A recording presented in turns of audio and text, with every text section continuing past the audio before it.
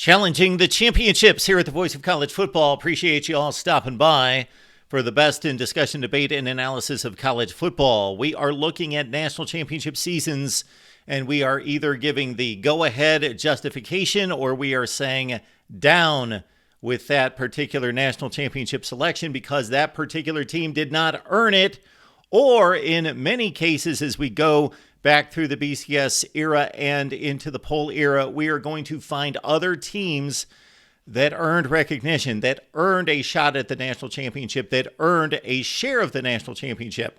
All right, check out the first video where we looked at 2018, 19, 20, 21, and 22. So the situation there is we are not stripping national championships away from teams that earned it on the field in 2 games during the playoff era. However, we are running through and reviewing these seasons because there are teams that had legitimate playoff resumes that were left out. Keep in mind, this is an invitational. This is not a true playoff. It's an invitational. Now, going forward with the 12-team playoff, that will be half playoff. That will be partial playoff with the teams that earned it through a conference championship objectively, and then the rest is going to be an invitational. So not stripping away any national championships, all earned on the field, even if we can question the entry of the team into the playoff, they earned it on the field. And with a few minor discrepancies that I have about selection of the playoff teams, they're basically on the mark. One case, though, in particular, leads us to 2017 as we pick up our series here with the Alabama Crimson Tide winning the national championship for the second time in 7 seasons, in which they did not win a division or conference championship. They, of course, did it in 2011. We will get to that in a future video. But in 2017, Alabama defeated Georgia in a classic championship game. Georgia won the SEC. Bama lost the Iron Bowl to Auburn by 2 scores, 26-14. The other playoff participants were, of course, Clemson as the number 1 seed. Alabama defeated the Tigers 24-6 in the Sugar Bowl. Oklahoma at 2, Georgia at 3. They played the classic Rose Bowl in which the Bulldogs came back from 17 down to win in overtime. Okay, the 2 teams to consider in place of Alabama would be Ohio State.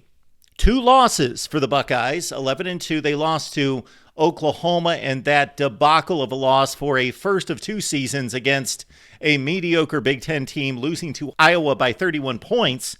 So the Buckeyes go 11-2. But what do they have over Bama? A Big Ten championship, a conference championship, and also better wins against more top 15 opponents. But again, 2 losses versus Alabama's 1. So I don't have an issue with Alabama being selected. I'm just stating that Ohio State had a case, as did UCF, of course.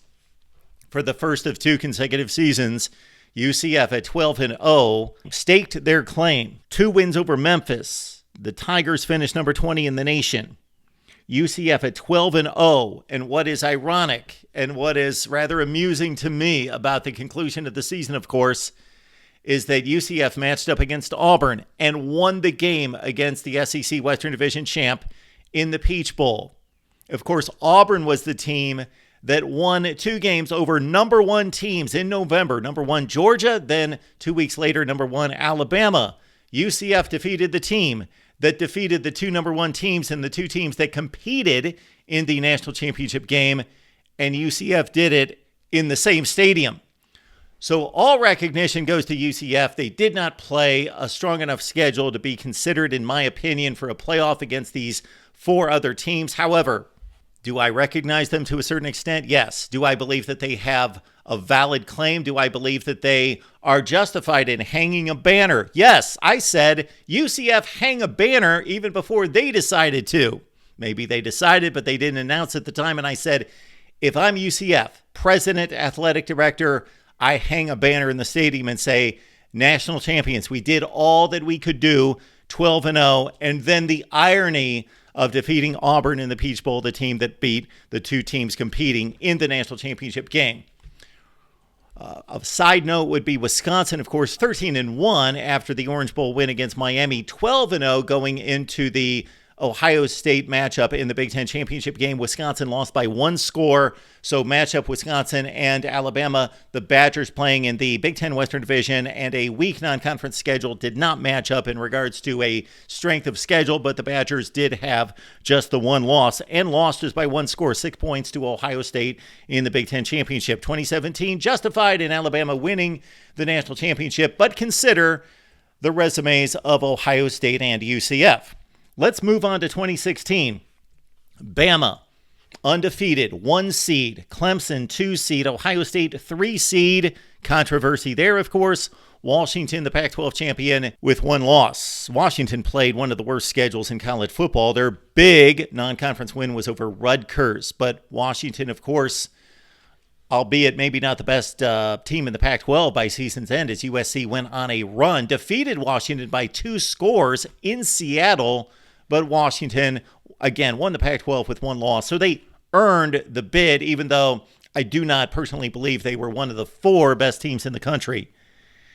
Bama, Clemson, Ohio State. Okay, Bama, Clemson, they're in, no questions asked. Ohio State, of course, the controversy here against Penn State. Penn State won the Big Ten championship. Penn State defeated Ohio State in Happy Valley 24-21. So Penn State should go in, right? That was my claim at the time, and it continues to be. Although I understand the Ohio State case, and I believe that the committee tried to make their best judgment, that Ohio State had the better season. Again, Penn State won at home, close, 24-21, odd game, blocked kick, late. Ohio State dominated early. Penn State lost 2 games. They lost to Michigan by 39 points. They lost to a marginal Pitt team. Ohio State only lost 1 bizarre game, and that was the Penn State game. Ohio State had a big win against the top 5 Oklahoma team on the road. Penn State had no such win. And then Ohio State also went on the road to defeat a Wisconsin team that played in the Big Ten championship game. So Ohio State had the better resume. Penn State, the obvious, with the Big Ten championship and the head-to-head, would be the team that I would have selected and placed them at number 4 in the playoff seedings. Hey, we've got to recognize Western Michigan and PJ Fleck. Consider a MAC team playing in the New Year's Six. Will we ever see it again? 13-0. They defeated Northwestern, a decent Wildcat team in 7-6, and another Big Ten team in Illinois, and Western Michigan played a respectable 24-16 game against Wisconsin in the New Year's Six Cotton Bowl. Penn State, again, should have been in the playoff, but Ohio State had a valid resume. The national championship complete with Clemson winning over Bama as a classic 1-2 matchup, 35-31, valid national championship for the Clemson Tigers. We move on to 2015, and 1 and 2 were switched. This time, Clemson was the number 1 seed as the undefeated team, in Alabama, the 2 seed with 1 loss to Ole Miss. The other bids went to Michigan State at number 3 and Oklahoma at number 4. This is a clear situation in which earned and deserving clash with eyeball test and talent evaluation, as Ohio State was coming off a national championship season. Almost all those players came back, but Ohio State lost the one game that they could not lose. If they would have lost any other game on the schedule, they would have gone to the Big Ten championship game, most likely won over Iowa, completely overmatched in the Rose Bowl, and Ohio State would have made the playoff. But they lost the only game that they could lose or could not have lost. They lost to Michigan State on the final play of the game against a backup quarterback in a 17-14 game. So consider Michigan State's luck in this season. They lost to a 5-7 Nebraska team. They won a game against Michigan at the Big House, the infamous, one of the most mind-boggling plays to conclude a college football game ever, in which the Michigan punter botched the snap, threw the ball, tossed it up in the air, just had to fall on the ball to end the game. And of course, Michigan State had that remarkable win. That knocked Ohio State out of the playoff. Otherwise, Michigan State would have had 2 losses, even with a win over Ohio State. So the best teams did not make the playoff, but hopefully the best 2 did in Clemson and Alabama against, again, Ohio State, better than Michigan State and Oklahoma, but they did not earn it. We can make a consideration for Houston, the American Conference champion at 12-1, and very close to having an extremely strong case. but they slipped up against the Yukon Huskies 20-17. Iowa finished 12-1 and came that close to making the playoff. They would have knocked out Michigan State, of course, but lost the Big Ten championship game on the L.J. Scott touchdown at the goal line. 2015, valid. Clemson, Bama, with a classic championship game, one of two in consecutive years. Of course, Bama won the first 45-40. And then 2014, okay, we get back to some controversy here. This was the first year of the playoff. Bama turned out to be the 1 seed. Oregon, the 2 seed. They both had 1 loss. Then you had Florida State, the only undefeated team in college football, as the ACC champion. And Ohio State, of course, got the bid at number 4 in a controversial fashion because the Buckeyes had lost earlier to a 7-6 Virginia Tech team. They marched down the stretch, won a lot of big ball games, and then crushed Wisconsin 59-0, a top 10-15 team in the nation, a quality Wisconsin team that defeated Auburn, a team coming off the BCS championship game appearance in the Outback Bowl. So the Buckeyes' claim was, of course, they were the hottest team, and they put their statement down, their stamp down in the Big Ten championship game. What do we do with TCU and Baylor? They split a Big 12 championship. The Big 12, shame on you for not determining a championship, for just claiming maybe they didn't foresee this situation, but they should have. That's what they're paid to do in the league office, and especially that commissioner's office, is determine situations like this. So they did not determine a champion. So when your league does not determine a champion, who do you select if you're a playoff committee when you've got co-champions? So TCU and Baylor, like Ohio State, with 1 loss.